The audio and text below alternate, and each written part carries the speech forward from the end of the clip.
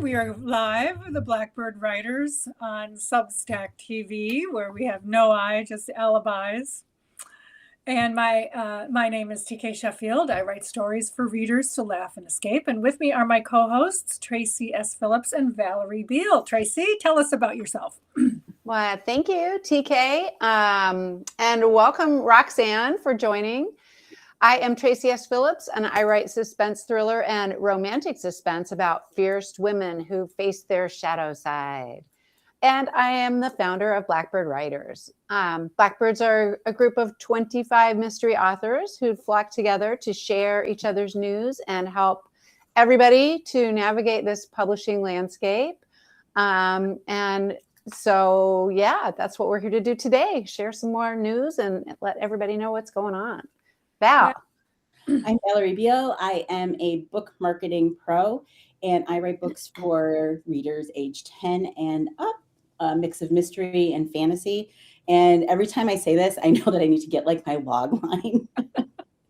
But it's hard when you write for a very broad group of readers, from kids to adults. So I'm a work in progress. We all are. We all are. Yes, we both jump in and agree. Yes, we all are. So we're here, Blackbird Writers on Substack TV. We're here for about a half an hour every Friday at 11 o'clock Central. And we first start off with news from the flock. So we update you about what's going on in the crime fiction flock of Blackbird Writers. After that, we talk about industry news. And then we follow up with my favorite part of the show, which is favorite things. So Tracy, you have news from the flock. What's going on? I do. And you know, as always, don't forget to join or take a look at our blog. Every Monday, we post either a group blog or a personal blog, which is sometimes really helps inform your writing. And we also have lots of author interviews.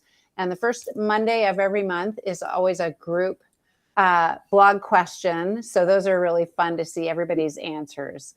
I have news today from John Dudakis, who will be in La Crosse later this month to lead an in-person retreat called Writing Through the Pain of Loss. It's going to be a safe, no-pressure space designed to help you move through grief and help you using tools like journaling and storytelling. John is so good at sharing, you know, what has gone through his life and helping people with the pain of loss. He's just is a wonderful teacher and speaker. So I highly recommend that. April is the birthday month of Christine DeSmet's book called 5 Alarm Fudge. Oh, yeah. Have you guys read it? mm-hmm. Yeah. It's so great. And I love the fudge recipes. Yes. Oh, right. The book was inspired by a real story of a Catholic nun in Door County in Wisconsin during the Great Fire of the 1800s. Christine posed this question in her book: who would murder to get their hands on the nun's handwritten divinity fudge recipe that she hid from the fire somewhere in Door County? And the recipe is now purportedly worth tens of thousands of dollars. So Christine's recipe includes recipes for this fictional nun's divinity fudge. But in real history, the nun in her book is being considered for official sainthood by the Catholic Church, which would make Sister Adele the very first saint of a United States citizen. That's pretty cool. Happy birthday, Christine, and your book. Yeah. You know, she brings fudge to her book events. Yeah. She does. Just so you know, if you see an event that she's going to be at, she's probably going to bring fudge. Just like you bring beer to Books and Beer, right, Val? Beer, mead, whatever, you know. Mead. Wow. Yes. Right? Uh-huh. Yeah. I haven't had that in ages. Oh, we'll have to plan a trip. For sure. Joy Rybar will be at, I'm not going to pronounce this right, at Abelabac's Books in Crystal Lake I'll write it in the chat, and then you can try and pronounce it. Balabak's Books in Crystal Lake on Saturday, April 18th. And she's going to be discussing Poetry Slammed. So it's this, Balabak's Books. I don't know if I'm pronouncing that right. Hi, Lori. Thanks for joining. Nick Chiarkis sent his news, and he said on April 1st, which was 2 days ago, we had lunch. Oh, he had a birthday with his family, and he said it was perfect. And yesterday we had lunch together, Nick and I, with Luella Schmidt from the Wisconsin Writers Association. So we were well represented at that lunch. We discussed how WWA, Blackbird Writers, and Sisters in Crime all help our readers and members benefit from stories of our own pain and survival. So that was we had a good time. He is self-editing and rewriting his third novel, which is going to be called Black Tiger Tea. Oh, Nice. we have a title for that finally. Nice. Yes. And that's going to be featuring his character, Nunzio, who, and a new character, he said, who is a New York cop. And he might be inspired by a New York cop that Nick knew. That he knew. Yes. Yeah, knew well. Yes, knew Nick very was a well. cop, in case Right? Joined us. Yes, he was. So Yes. And last, I have Anne Louise Bannon is signing books at the Los Angeles Times Festival of Books on April 18th and 19th.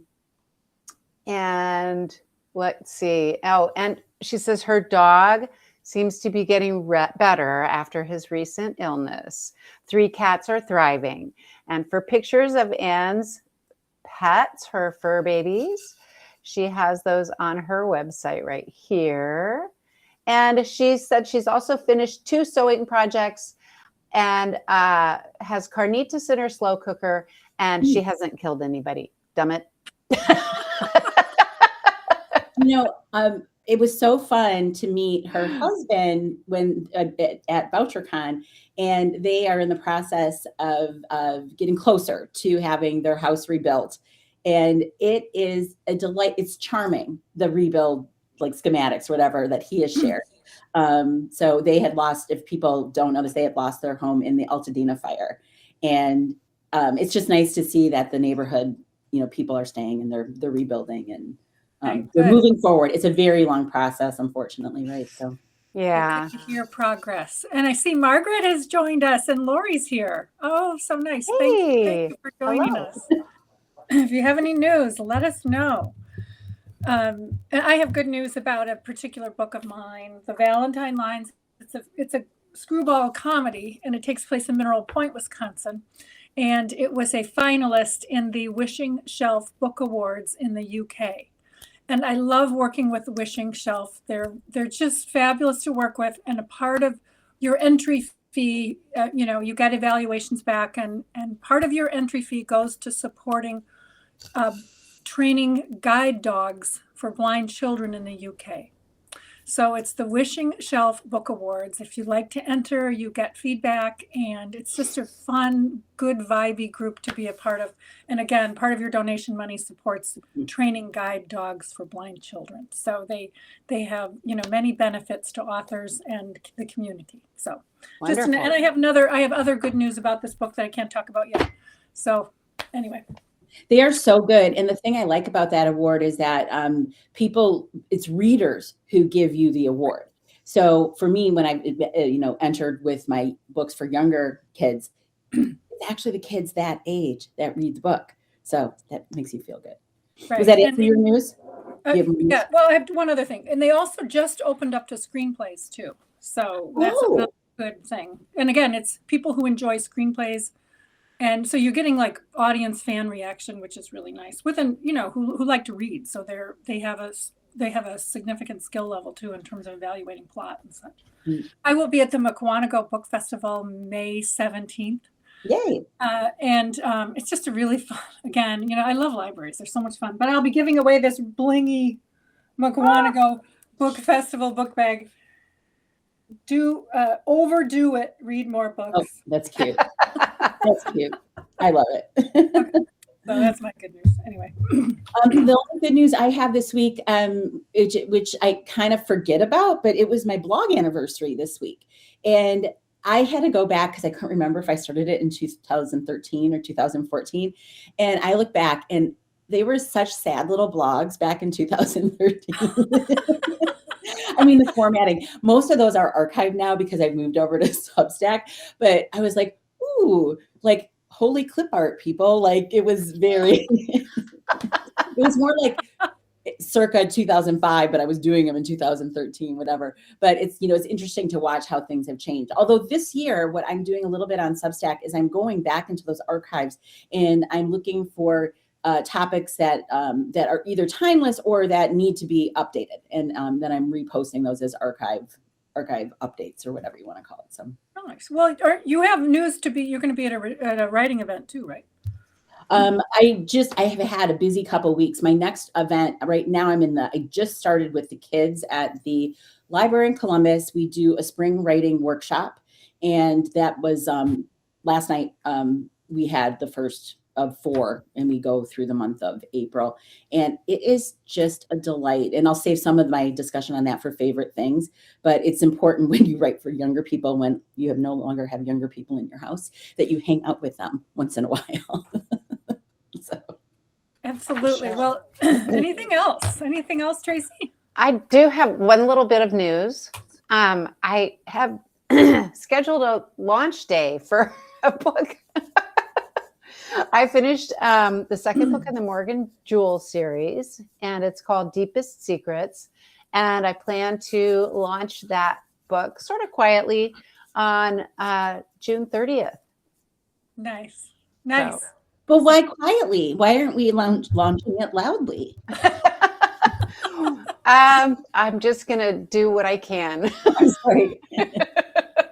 Well, I'm glad to hear it. Congratulations are in order in advance, and I can't wait to hear more, and hopefully we'll get together and celebrate it soon. Yeah. I'll be loud about it. If you let me, I'll be loud about it. I can be loud about it. Lori Stevens says, congrats to all with your launches, etc. Yeah. And Margaret said, so glad to be able to join you 3 this morning. Yes, we're glad to have you both. So thank you so much. And thank you again, too. And Lori put a contest. The Writer's Digest contest is open now, the annual writing competition over there. She put a link in the chat. That's cool. A good, I saw that email come through. Thanks, Lori. Thank you, Lori. So on to the industry topic. So we have talked about AI and we have talked about, other things affecting the book industry. I have 2 things that I want to mention. One in regard to AI, and then I'm going to go on into Indie Bookstore Day, which is April 25th. And we're going to talk about how you can support indie bookstores, up to that event and on the day.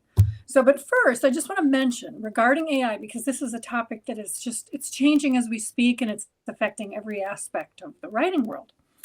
HarperCollins has announced a multi-year partnership with Toonstar, an AI-powered animation studio. This was from Publishers Weekly yesterday, to adapt a slate of the publisher's titles into an original YouTube series. And they say that plenty of human beings are going to have hands-on with developing these series for the YouTube channel. So I just want to clarify that.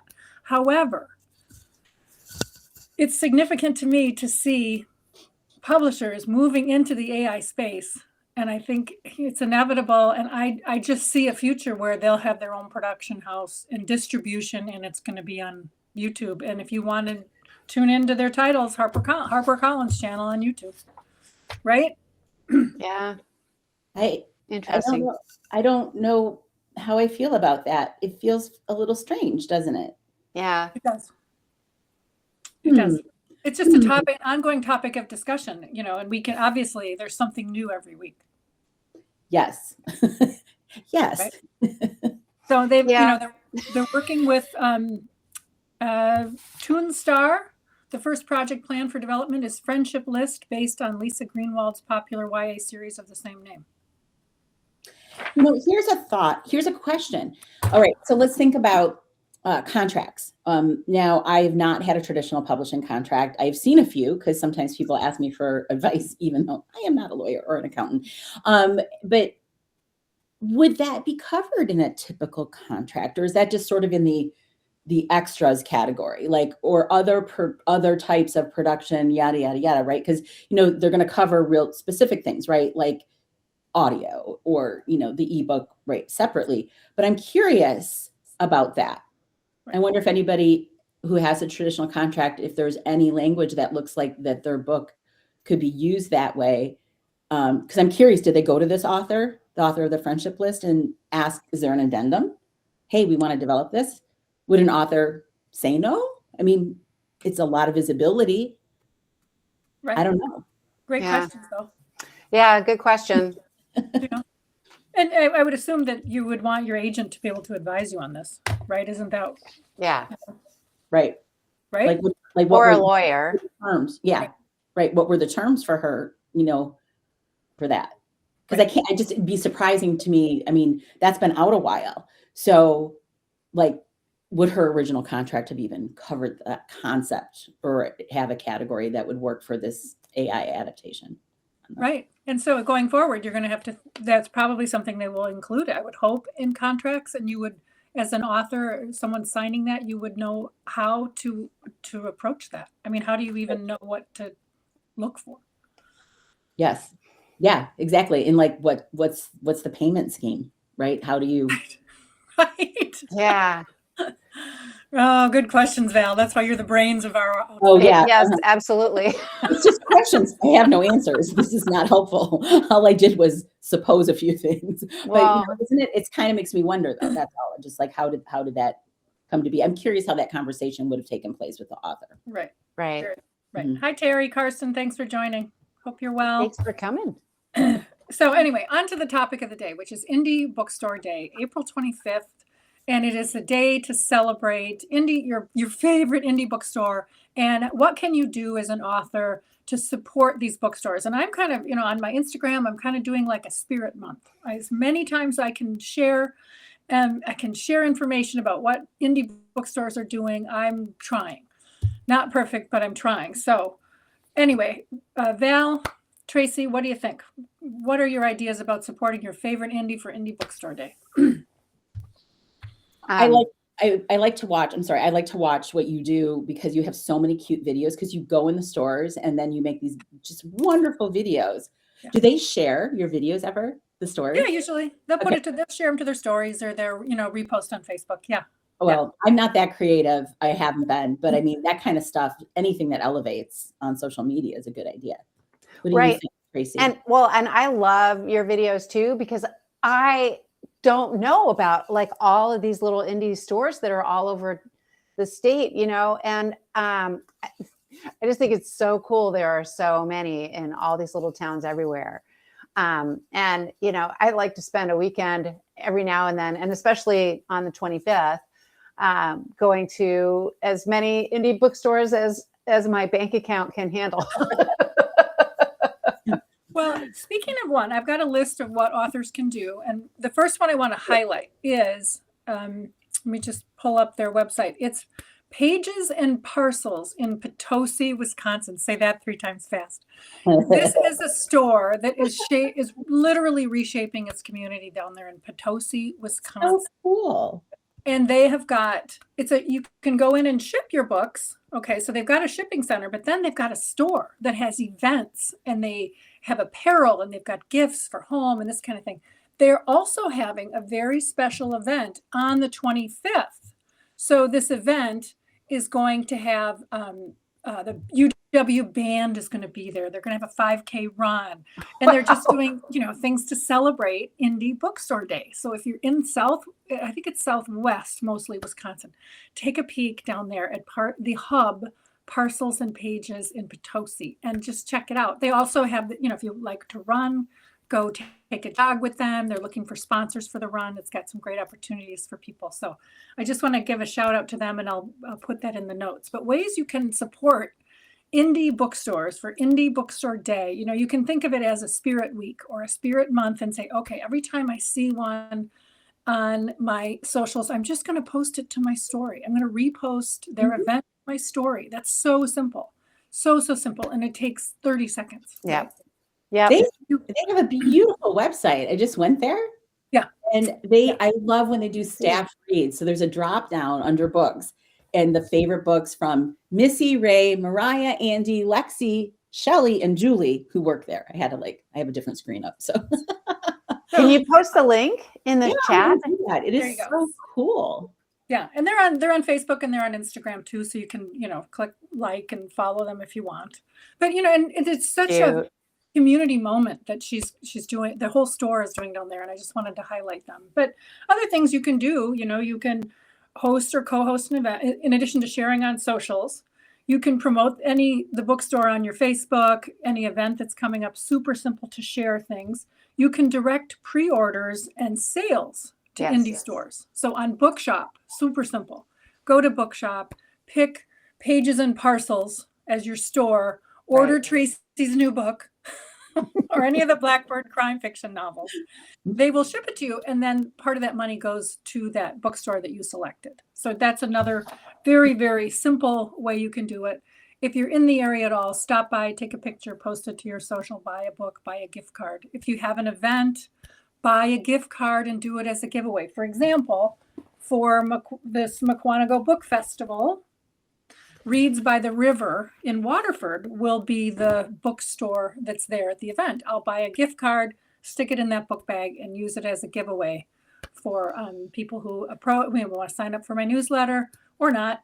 I'll do a giveaway when I'm giving my presentation. So those are things you can do to support indie bookstores that they don't take a lot of money. It does take a little bit of time and organization, but the margins at these stores are, number one, so slim, and they work such long hours, and it's difficult. It's not an easy job to have in retail these days. So just ways you can support them for Indie Bookstore Day on April 25th.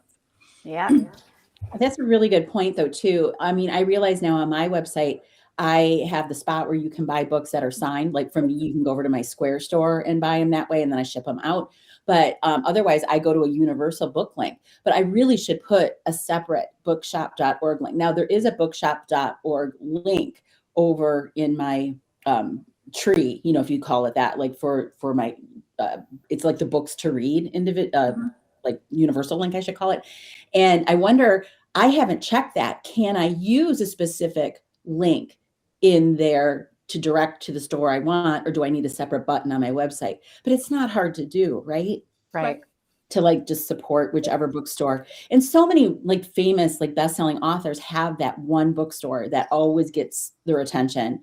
Or, they go in and they get the books, that are signed or something special, extra special, for people to help them, have better sales of that. That's a great idea. Adopt a bookstore.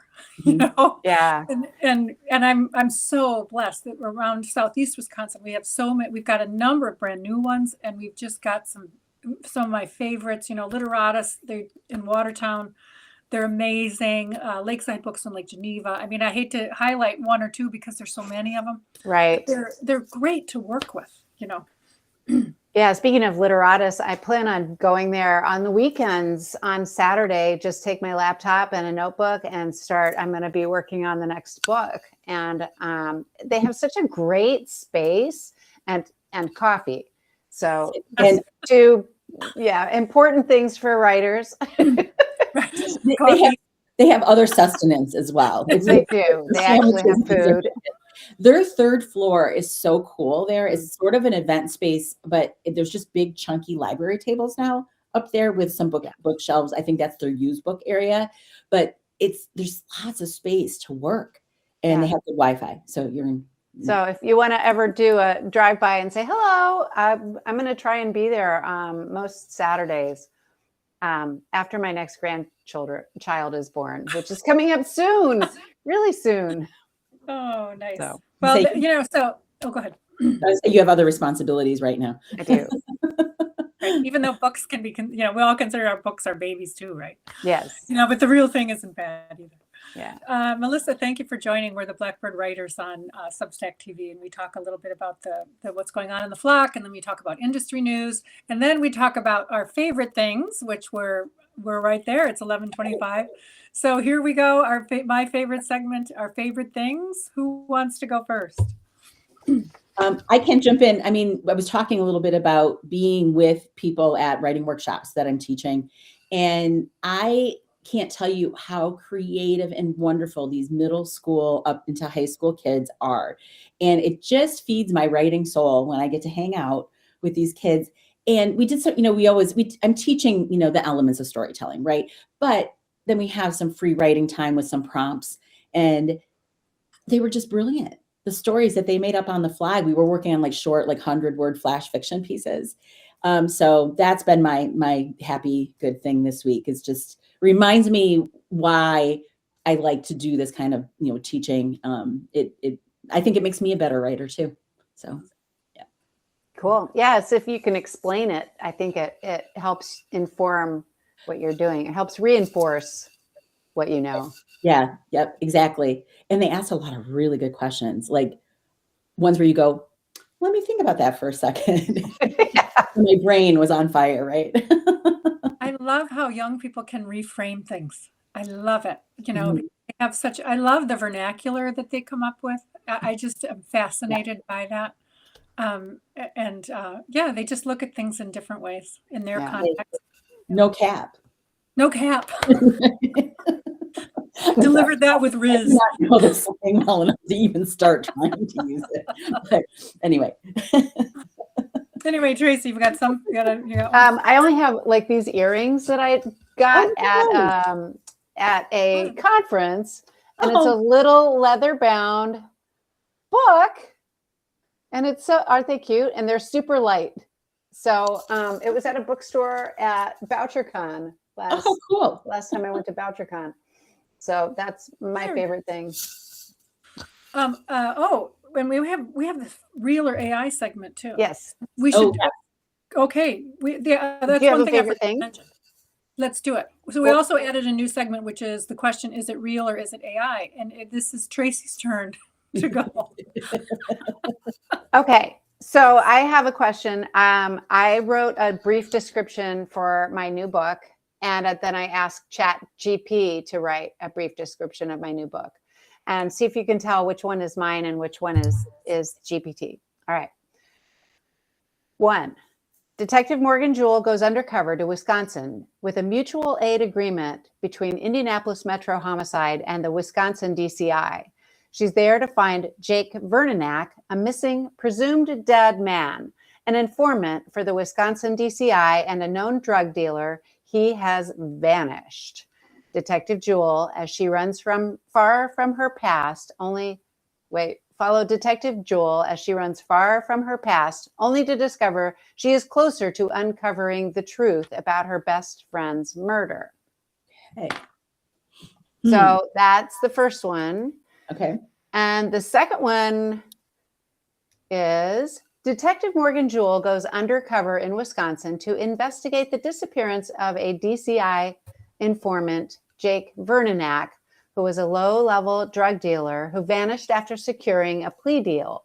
Officially, Morgan is there to solve the case. Unofficially, she is running from the unresolved death of her best friend, Faye, and the truth she refuses to confront. Okay. I know, it's tough. I think 2. Feel free to participate in the chat. Yes. Yeah. Anyone who wants to try. I think Which of the two, 1 or 2, was AI? I think 2 is AI, like Lori just said, Lori Stevens. I think 2 is AI. One's shorter, one's significantly shorter to me, right? And more clear. And okay, I'm going to have to go the opposite. I'm going to say 1 then. I'll just because. You're just going to be contrary. One's longer. Anyone else have a guess in the chat? No? Terry? Anybody? I don't know. Tell us. I'm curious now. Are we right? 2 was AI. 2 is AI. Okay. Yeah. But and it was longer. They gave me like a little bit longer than an Amazon description because I officially asked for a synopsis. Oh, okay. Yep. But the first paragraph encompassed what I had written. Yes. Well, and it wasn't, I'm guessing here. Like, I wouldn't know if those were side by side. I mean, Right. I guess like we're choosing, but it didn't seem like, oh, she's doing the M dash. Lori says M dash is clear giveaway. Okay, No, it didn't. I am having like an existential crisis here because I am the M dash queen. And now everyone's going to think that I write with AI because I can't stop writing M dashes. I know, because I write, I was in radio, so I write in clipped sentences the way you speak, and so M dashes, you're going to use them all the time. Yeah, And yeah, I'm an M dash, I do too. Yeah. junkie too. So, So, but it was surprisingly good. And even with the information scramble that I put in there about the story, I was surprised. And because I did this before, like 3 years ago with one of my other books, and it was so cheesy, Val. I think I showed it to you. It was so cheesy and so over the top, like with all of these like purple words, that it was just like, oh God. But the this overuse was of good. adverbs to me is a dead giveaway of AI. Yes, that's actually you're trained to pull them out, and they'll use them all. AI uses it all the time. Yeah. Anyway, so well, I guess I'm just going to keep using M dashes and hope people believe me when I say I didn't use AI to write. Well, I think we all thank you. Thank you, everybody. This is my favorite part of Friday. Let's put it that way. Yes. Just getting together with the Blackbirds and chatting and seeing everybody online. So if you would like to know more, please follow the Blackbird Writers on Substack, or you can follow any one of us, Tracy S. Phillips, Valerie Beal, or me, Tree K. Sheffield, Saddles and Stories. And we will keep you informed about what's going on from the flock and the industry and our favorite things every Friday at 11 a.m. Central. So thank you very much, everybody. Thanks so much. Bye.